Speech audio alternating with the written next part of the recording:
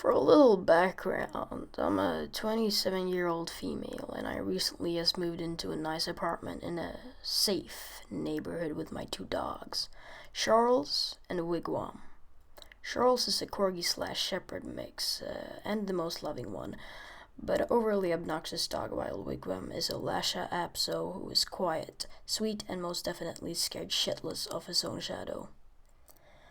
I've only been in my place for about a month, and after this experience, I highly doubt I'm gonna make it here for the duration of my year-long lease.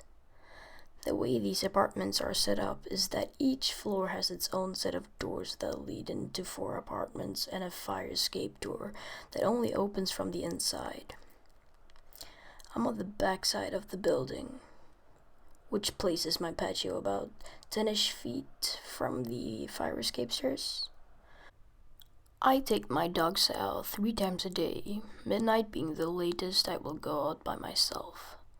And every time I leave my apartment, I put the bar lock on the patio door and lock the front door without fail.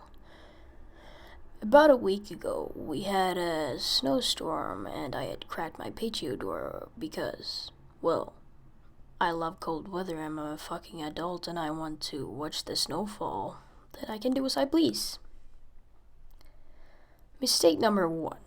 I let my guard down because I'm a stubborn twat.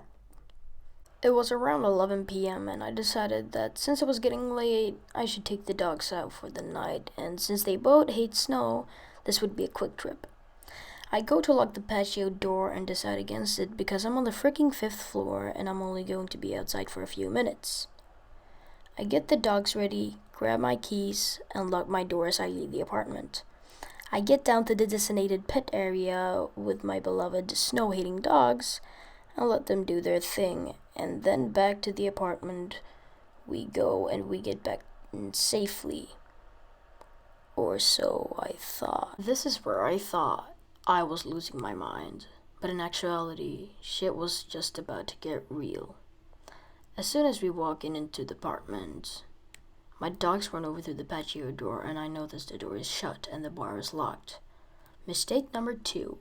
I immediately think that's strange, but I didn't connect the dots. I go into the kitchen to get dog treats to both dogs and they start going batshit crazy and growling at large cedar chest in my living room. And as I walk to see what all this is about, I see a pair of eyes creeping from under the chest lid. I stood there for about 5 seconds before I realized what I was seeing and calmly walked backwards to my front door. I opened the door and told my dogs, "Let's go outside," and they ran out. Without leashes, I immediately get them and myself in my car, lock the doors, and call the police. The police show up in less than 5 minutes and they go up to the apartment, and after about 20 minutes, 2 officers are dragging a 40-year-ish old fucktard out of my building in cuffs. And the plot thickens. This dude has been watching me since I moved in and had been staking out my place, waiting for an opportunity to get inside because he knew I lived alone. If that's not creepy enough already, he had a fanny pack since it's still 1990, and he had a pocket knife, needles, ketamine, and a picture of me from the day I moved in, and his plan was to sneak through my patio door, wait for me to fall asleep, and God knows what else. Needless to say, I didn't sleep for days because I thought he would come back. Luckily, the bastard is still in jail, but I'll never forget those eyes.